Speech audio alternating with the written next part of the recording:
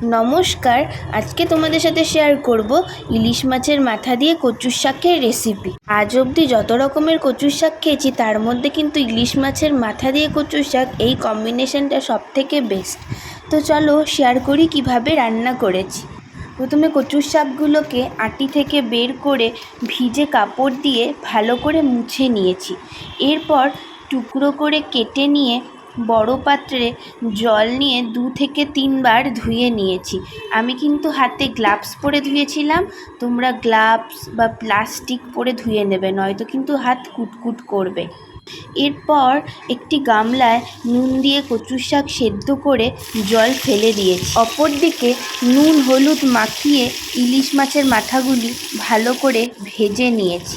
ভাজা হয়ে গেলে অন্য একটি কড়াই বসিয়ে তার মধ্যে সরষের তেল গরম করে একে একে তেজপাতা 2 থেকে 3টে, শুকনো লঙ্কা 2 থেকে 3টে, কাঁচা লঙ্কা চেরা 4 থেকে 5টা, 5 ফোড়ন ও অল্প কালো জিরে ফোড়নে দিয়েছি।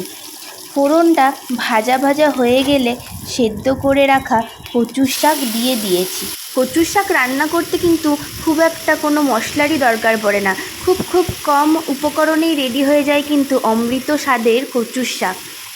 ফোড়নের সাথে শাকটা একটু নেড়ে নিয়ে লবণ এবং হলুদ গুঁড়ো দিয়ে দিয়েছি। তারপর আবারও একটু নাড়াচাড়া করে ঢাকা দিয়ে দিয়েছি 5 থেকে 7 মিনিটের জন্য। তোমরা যদি কচুর শাক কাটার ঝামেলায় না যেতে চাও তাহলে একটু খোঁজ করে দেখবে, বাজারে কিন্তু কেটেও বিক্রি হয়। আমিও বিয়ের আগে চিন্তায় থাকতাম যে আমি তো এইসব রান্না করতে পারি না, তাহলে কি খেতে পাবো না। তারপর চেষ্টা করে দেখলাম যে না, আমিও পারলাম। চলো এবার রান্নায় ফেরা যাক।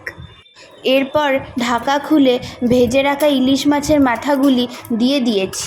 এবার মাথাটা একটু করে খুন্তির সাহায্যে ভেঙে কচুর শাকের সাথে ভালো করে মিশিয়ে নেব। এরপর দিয়ে দিয়েছি কিছুটা পরিমাণ চিনি এবং আরও কিছুক্ষণ আমরা নাড়ব, যতক্ষণ না অবধি কচুর শাকের থেকে জলটা পুরো টেনে না যায়।